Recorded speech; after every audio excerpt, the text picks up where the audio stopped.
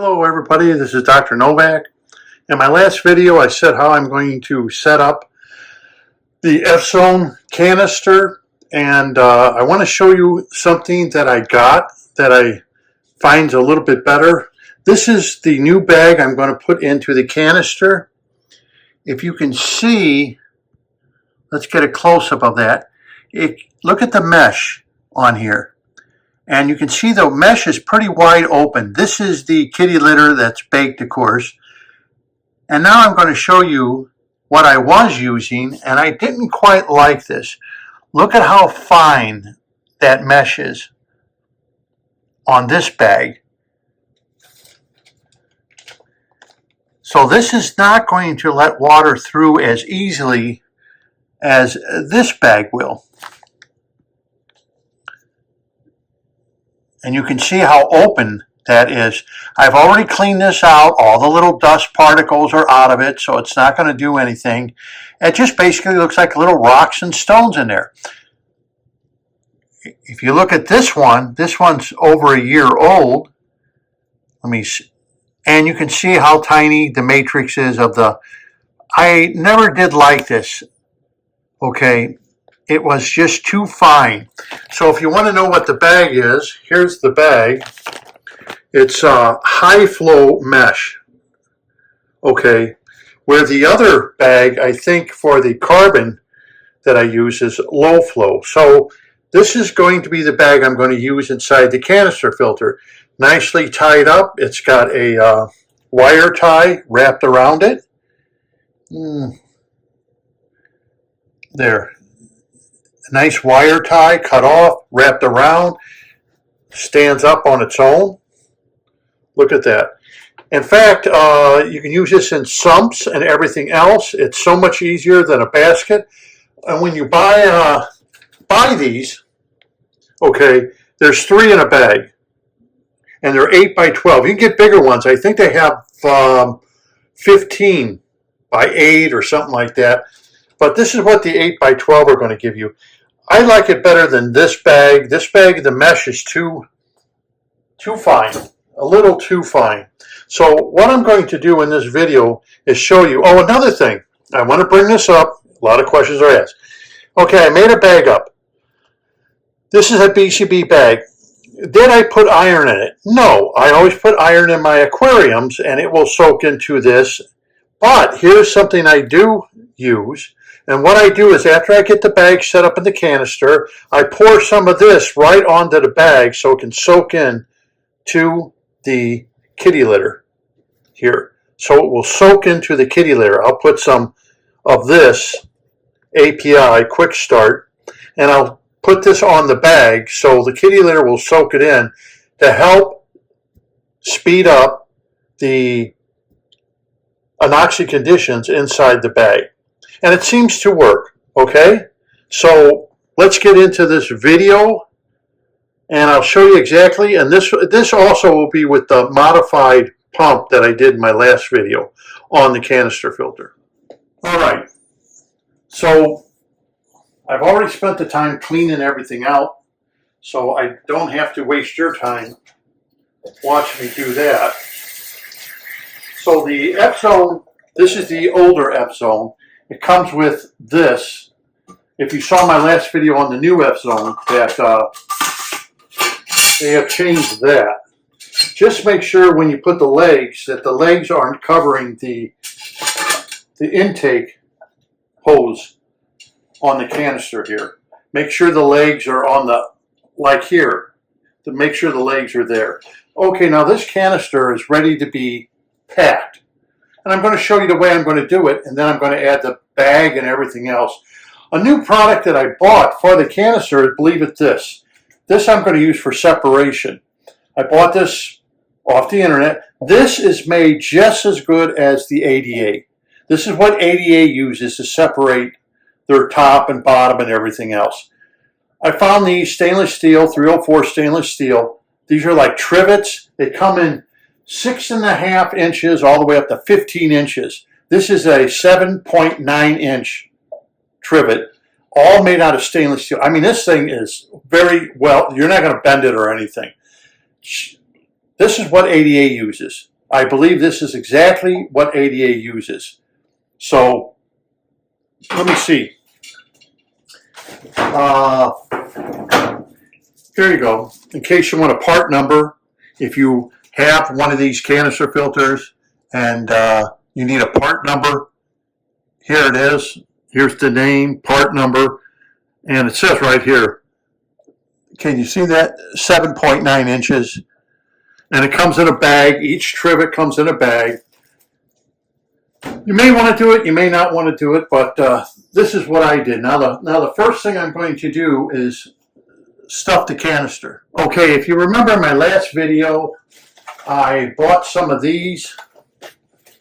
These are for ponds, and these are 8.5 inches, which fits the ADA canister filter absolutely perfect, made for it.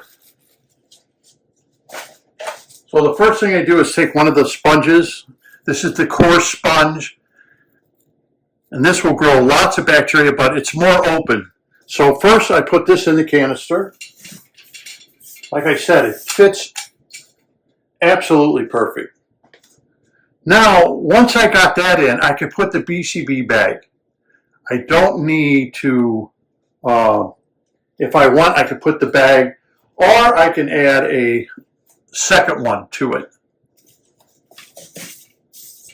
There.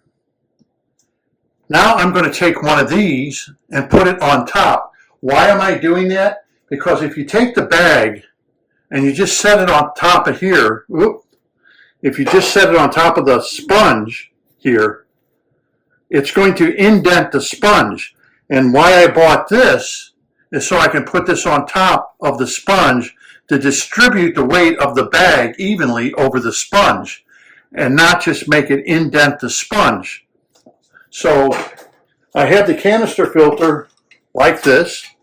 I have two of those pre-filters in there. Now I'm going to add this upside down this way. I'm adding it inside there. So it's going to look like this, if you can see that. So now the BCB is going to set on top of here.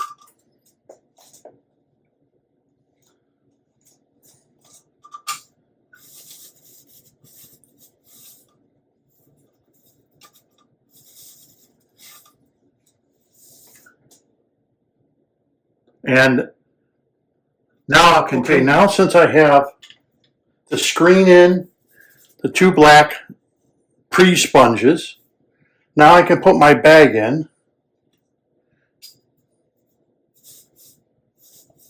Another thing you can do is take some of this and you can pour some on the bag.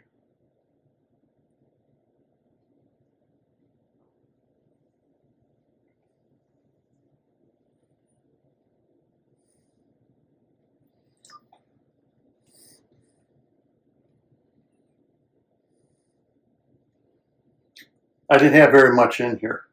Anyhow, that will help soak in there and add that bacteria right to the bag.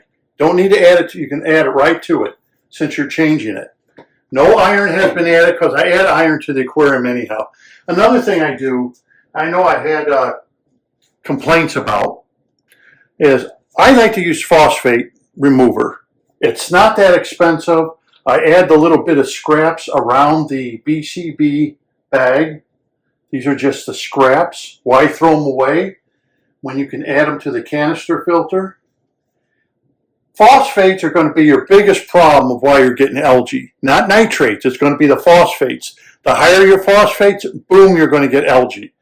Now I take another one of these, but I turn it this way to put it in there this way. And set that right on top of the bag. Take one of these. That's only to distribute this over the bag so this doesn't bend in the center.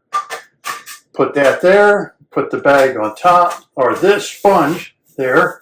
How do you like it? Now, this is my phosphate pad. It's the very last thing I put in there.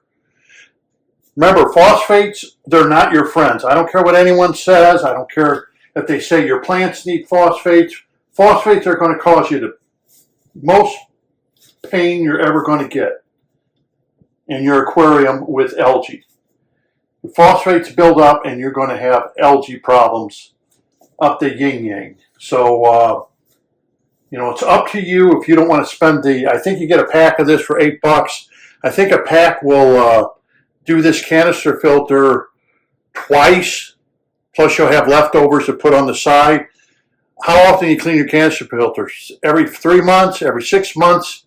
It's not an expense that's going to break anybody. Okay, once the canister filter is done, now that's pretty easy. It's nothing complicated. Every so often when I clean it, I will take some petroleum jelly. Now I've seen this on the internet, people slop it on. You don't need to slop it on, just need enough put in between your fingers and go around the gasket. Make sure the gasket is clean and has just a little bit of petroleum jelly on it. So, excuse me, so it just keeps it soft and pliable and will make it last years. Add that in there. That's it. So all you did is use some Vaseline petroleum jelly. Now it's ready for the lid.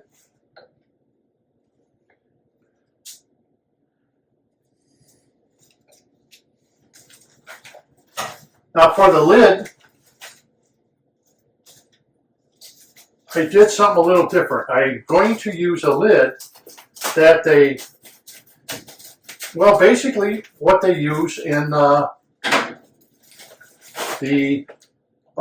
88 filter. Okay. Now you can use the one that, this is the one that you get with Fzone. Remember I did the thing, I put the screws, or you can use one of these. Either one. You could use this to press everything down, or you can use one of these upside down and it will do the same thing.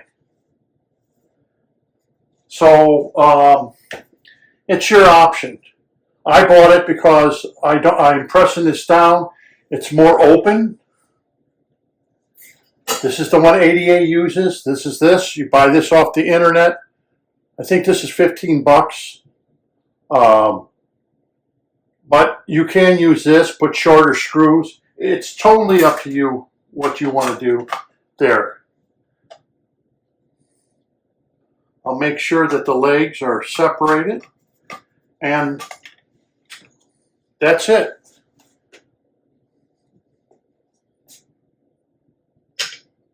Now see, this is in between the legs. I don't have a leg blocking it.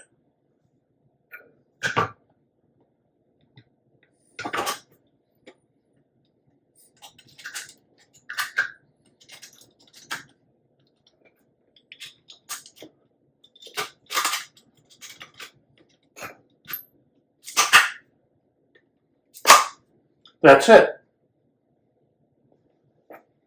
Wipe everything down. So I want to show you a couple little options you got on how you load up your canister filter. If you get one of these and it was the old style and you don't want to drill holes or put screws in it, you can buy one of those mesh ones. But that's how I did it to keep everything open. It will definitely make the canister last longer. Now, the pump. This is the modified pump. Put this back on. I already put Vaseline on all the O-rings to this pump after taking it apart and working on it. Right now it's not super tight in case I have to move anything. Screw that on. Okay, that looks good. Now I can tighten this up.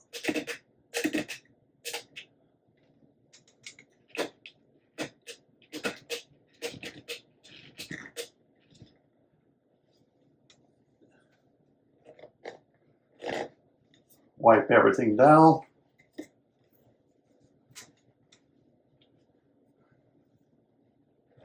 Yeah, it's hard to believe that this Fzone filter is over a year old. So it's one that you can submerge or one that you can leave out. And the last but not least thing to put on after I cleaned it is the hose.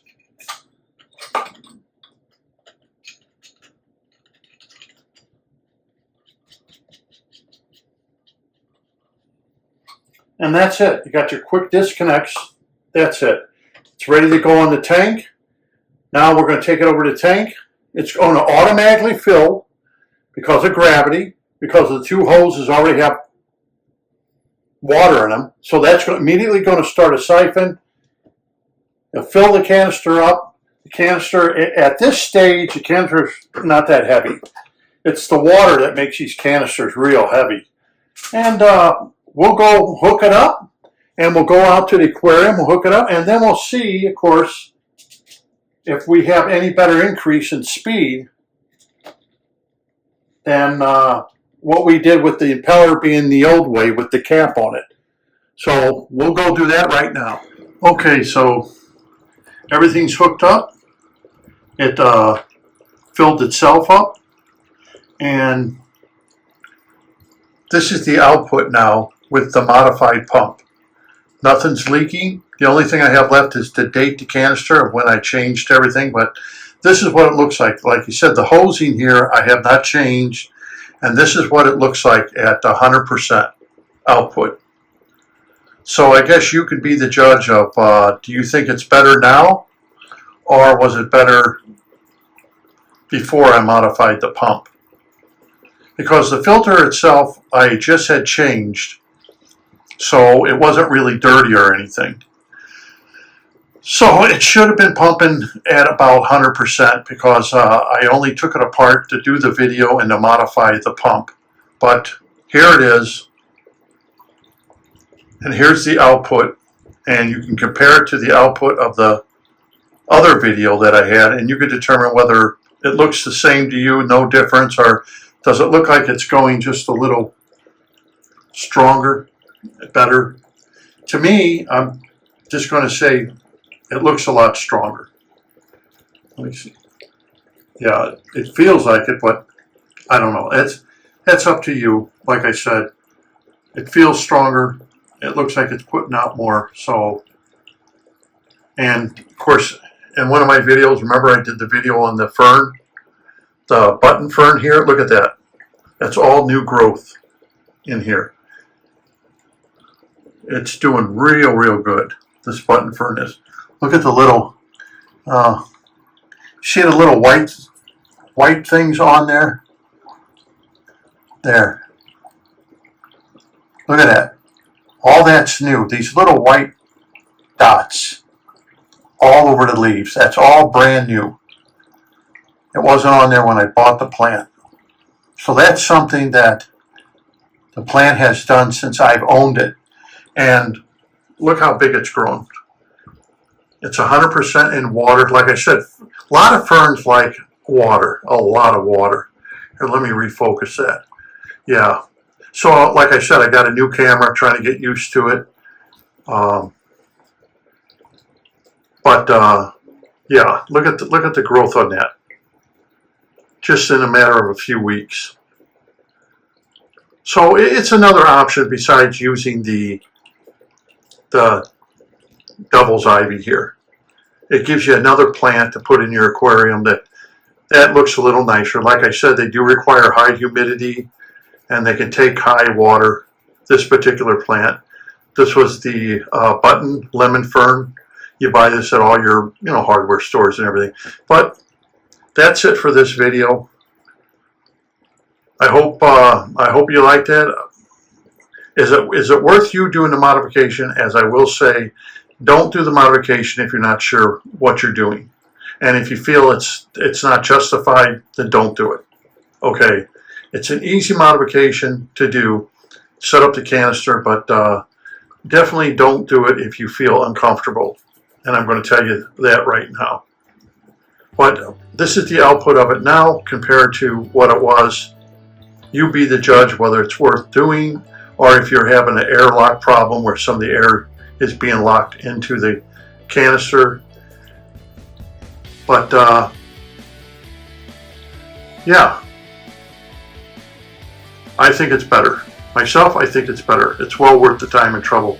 Even though I didn't have any air problems with this, but when I started up the canister, immediately it expelled all the air out of the canister with no problems, without having any of the air in the head where you have to shake the canister. I haven't even done any shaking of the canister, and it just expelled the air and started pumping. So until next time, this is Dr. Novak. Thank you very much for watching, and don't forget to subscribe to my channel.